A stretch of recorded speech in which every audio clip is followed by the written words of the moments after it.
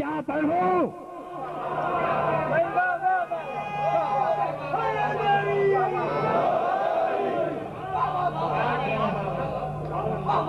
کون بحث؟ اسی لیے کہہ رہا ہوں غدیر کا خطبہ کسی نے نہیں پڑھا. یہ جو فضول کی بحثیں ہوتی ہیں اس وجہ سے ہوتی ہیں کہ غدیر کا خطبہ کسی نے نہیں پڑھا. آج پڑھ دیا. بھائی پتن کہہ رہے تھے کہ اگر 25 آدمی یہاں بیٹھے ہوتے تو میں ڈانس کرتا اور میں پھر کہتا کہ ہاں ولایت علی والے بس 25 ہیں. نہیں سمجھے بھائی پتن کی بات آپ. یہ جو اتنے آ گئے تو وہ کہہ رہے ہیں کہ ہاں چلو شہر کراچی میں کچھ تو ہیں ولایت علی پہ. ہاں تو کتنے خوش قسمت ہیں آپ, کتنے خوش قسمت ہیں آپ, ہیں کتنے خوش قسمت ہیں آپ کہ غدیر کا خطبہ آپ نے سن لیا. پڑھا کہاں گیا؟ کراچی میں. میں پڑھ رہا ہوں اور اسی وقت ماجد رضا عابدی خانہ زہرا میں پڑھ رہے ہیں. تبلیغ تو ہو رہی ہے. اب میرے بات کو یہ پورا بیٹھ کے پڑھے تو میں جانوں, جو مجمع بھاگ نہ جائے تو صحیح. سب نہیں سن سکتے. یہ ہمارا مجمع ہے جو سن رہا ہے اور اس کی شرح بھی 6 دن سنے گا. نماز قائم کرو اور زکوٰۃ ادا کرو جس طرح کہ اللہ نے تمہیں حکم دیا. اگر وقت زیادہ گزر گیا ہے اور تم نے کوتاہی و نسیان سے کام لیا ہے تو علی تمہارا ولی ہے.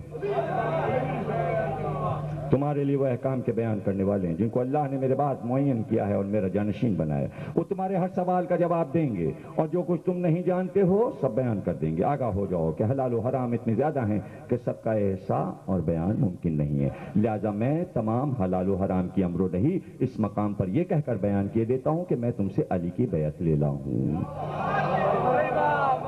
میں تم سے علی کی بیعت لے لوں اور تم سے یہ عہد لے لوں کہ جو پیغام علی اور ان کے بعد کے ائمہ کے بارے میں خدا کی طرف سے لایا ہوں تم ان سب کا اقرار کر لو.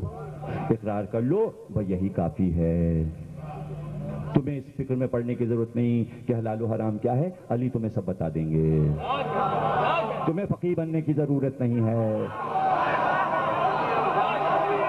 تمہیں فتوے دینے کی ضرورت نہیں ہے. پیغمبر بول رہے ہیں. اب پیغمبر کے خلاف کون کام کہ یہ سب مجھ سے ہیں اور ان میں ایک امت قیام کرنے والی ہے جن میں سے مہدی بھی ہے جو قیامت تک حق کے ساتھ فیصلہ کرتا رہے گا. کہیں مہدی کے علاوہ آگے بھی کچھ ذکر کر رہے ہیں پیغمبر. ولایت علی کا ذکر ہے, کسی اور ولایت کا تو ذکر نہیں ہے.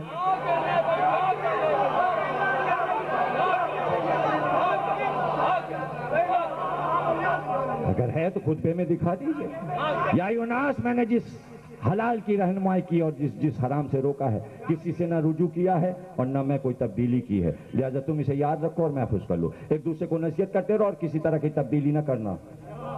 آگاہ ہو جاؤ کہ میں پھر دوبارہ کہہ رہا ہوں کہ نماز قائم کرو, زکوٰۃ ادا کرو, نیکوں کا حکم دو, برائیوں سے روکو اور یاد رکھو کہ امر بالمعروف کی اصل یہ ہے کہ میری بات کی تہ تک پہنچ جاؤ. یہ ہے امر بالمعروف کہ جو میں کہہ رہا ہوں اس کی تہ تک پہنچو. کیا ہے ولایت علی, اس کی تہ میں جاؤ. یہ ایک دوسرے سے کہو امر بالمعروف. کہو ولایت علی, ولایت علی. جو جابر کہتے تھے, جو ابو ذر کہتے تھے, جو مقداد کہتے تھے, جو عمار کہتے تھے, جو سلمان کہتے تھے, جو میثم کہتے تھے, جو کمیل کہتے تھے, جو قمبر کہتا تھا, وہ کہو. اس کی تہ میں پہنچو, اس کی تہ میں پہنچو.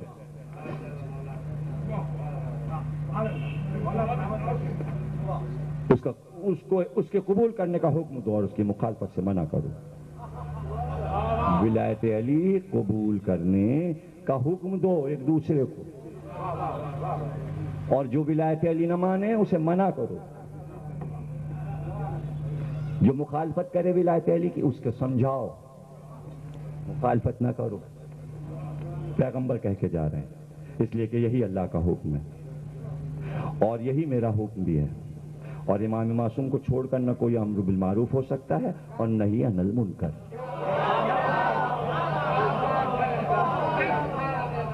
یا یوناس, قرآن نے بھی تمہیں سمجھایا ہے کہ علی کے بعد امام ان کی اولاد ہے, اور میں نے بھی سمجھایا ہے یہ سب میرے اور علی کے اجزاء ہیں, جیسا کہ پروردگار نے فرمایا ہے کہ اللہ نے انہیں اولاد میں کلمہ باقیہ قرار دیا ہے. اور میں نے بھی کہا کہ جب تک تم قرآن اور عطرت سے متمسک رہو گے گمراہ نہ ہوگے. یا یوناس, تقوی اختیار کرو. تقوی قیامت سے ڈرو کہ اس کا زلزلہ بڑا عظیم شے ہے. موت، حساب، میزان، اللہ کی بارگاہ کا محاسبہ، ثواب اور عذاب، سب کو یاد کرو کہ وہاں نیکیوں پر ثواب ملتا ہے اور برائی کرنے والے کا جنت پہ کوئی حصہ نہیں ہے.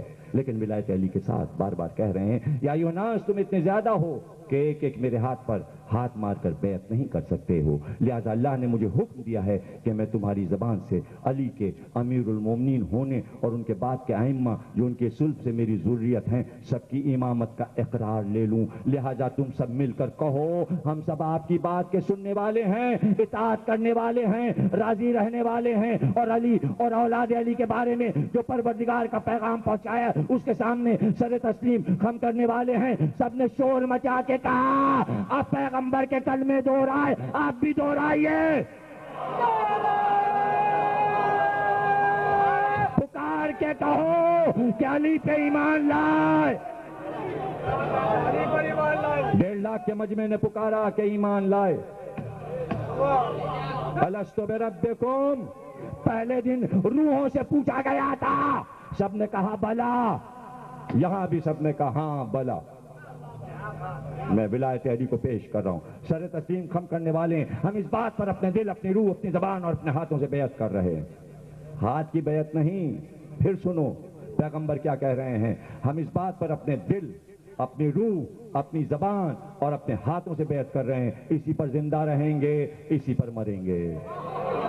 کہو کہو کہو، پیغمبر کہہ رہے ہیں کہو اسی پہ زندہ رہیں گے، اسی پہ مریں گے اور اسی پر دوبارہ اٹھیں گے.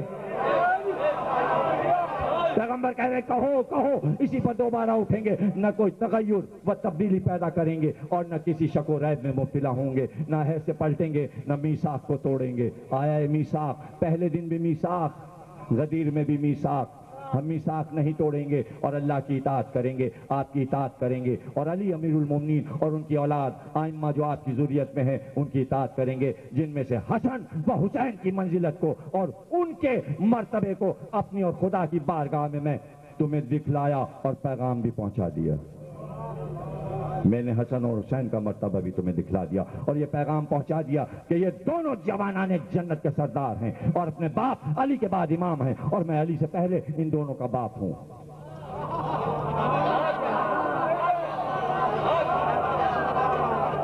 میں علی سے پہلے ان دونوں کا باپ ہوں. اب تم لوگ یہ کہو کہ ہم نے اس بات پر اللہ کی اطاعت کی، حسن حسین کو اولاد رسول مانو. اس میں بھی اطاعت ہے، آپ کی اطاعت کی اور علی، حسن اور حسین اور ائمہ جن کا آپ نے ذکر کیا ہے اور جن کے بارے میں ہم سے عہد لیا ہے سب کی دل و جان سے اور دست و زبان سے بیعت کی ہے. ہم اس کا کوئی بدل پسند نہیں کریں گے اور نہ اس میں کوئی تبدیلی کریں گے. قسم اٹھوائی ہے.